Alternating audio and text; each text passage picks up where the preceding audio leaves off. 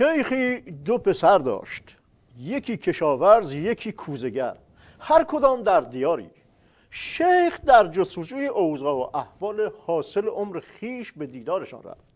پسر کشاورز گفت یا شیخ، گندم زیادی کاشتم به امید بارانم، اگر باران نیاید بدبخت و سیه روز می شوم. پسر کوزه‌گر گفت یا شیخ، کوزه های بسیار ساختم و زیر آفتاب نهادم، اگر باران ببارد بدبخت می شوم.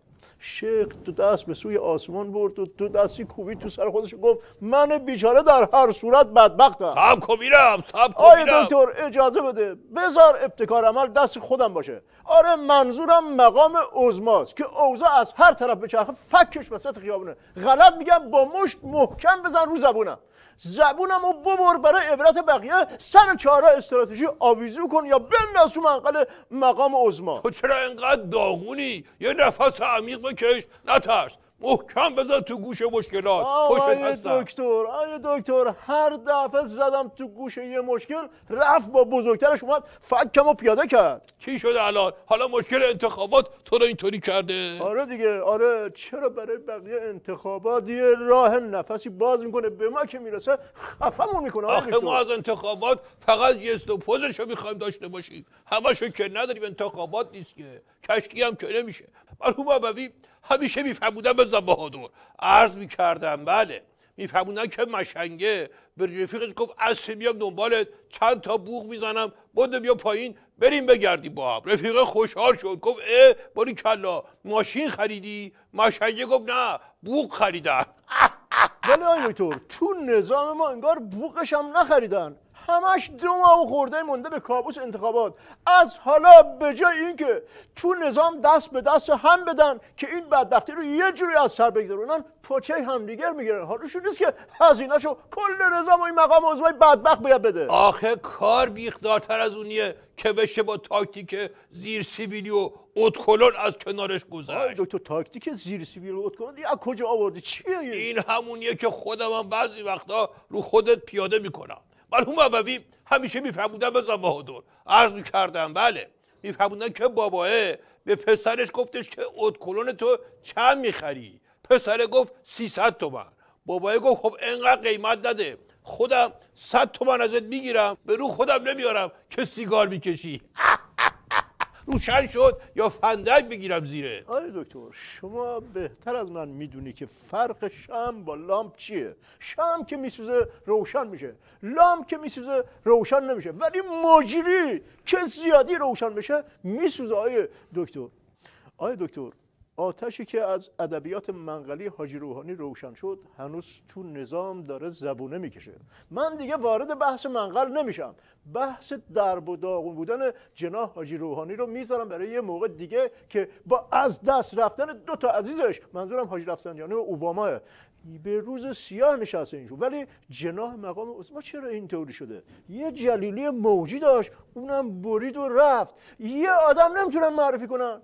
او داستان لیگ حذفی اول 10 نفر انتخاب میکنیم، بعد 5 نفر، بعد 2 نفر، بعد یکی رو برای امت همیشه در اصلا شما توضیح بدونین چی هست آخه؟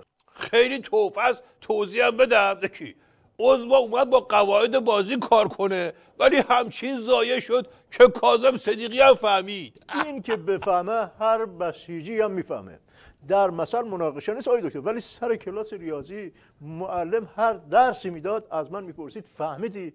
اگه من میگفتم آره میگفت خدا رو شکر پس بقیه هم فهمیدن. آره قواعد بازی کار عضو نبود. مرحوم ابوی همیشه میفهموندن به بهادر عرض میکردم، بله میفهموندن که مشنگه گربه مزاحم و کرد تو گونی برد سر کوچه ول کرد که گم و گور بشه. گربه زودتر از خودش برگشت، دوباره برداشت برد چند تا خیابون اون طرفتر باز گربه برگشت. آخر برد حسابی دور شهر چرخون تو بیابون ولش کرد. شب آخر وقت زنگ زد خونه گفت اون گربه برنگشته که. بچه‌ها گفتن چرا؟ همینجاست. گفت خب پس بی زحمت ازش بپرسید چرایی اومد، من گم شدم. روشن شد یا با قواعد بازی گونی بیارم برات؟ آیه دکتر توی این صحنه بین‌المللی ضایع با فرمان اجرایی ترامپ و موضع اتحادیه عرب و ترکیه و قطعنامه شورای حقوق بشر و اینا، حالا جناها به جایی که پشت همو داشته باشن بیشتر برای هم میزنن. چرا به این روز افتادن؟ مرحوم ابوی همیشه میفهمودن بزن بهادر، عرض میکردم بله، میفهمودن که یارو با اسلحه بانک زد. بعد از یکی از مشتریا پرسید تو دیدی که من از این بانک دزدی بکنم؟ طرف گفت بله قربان. دزدم درجا با گوله گذاشت تو شکم طرف. بعد به نفر بعدی گفت تو دیدی که من از این بانک دزدی بکنم؟ طرف گفت نه قربان، ولی اون شریکم که اون پشت وایساده اونها اون دید. روشن شد یا همچی بذارم که گوله تو شکم بخواد. چه خبرتون های دکتر؟ تو پایان من سوال ندارم، ادعا دارم های دکتر، ادعا، شکایت دارم.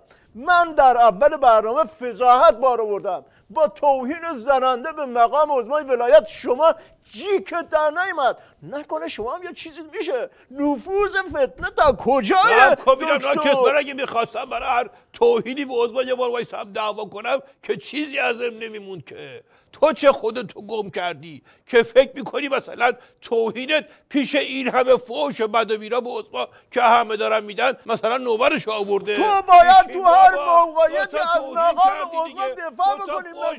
تو استراتژیست نظام نیستی.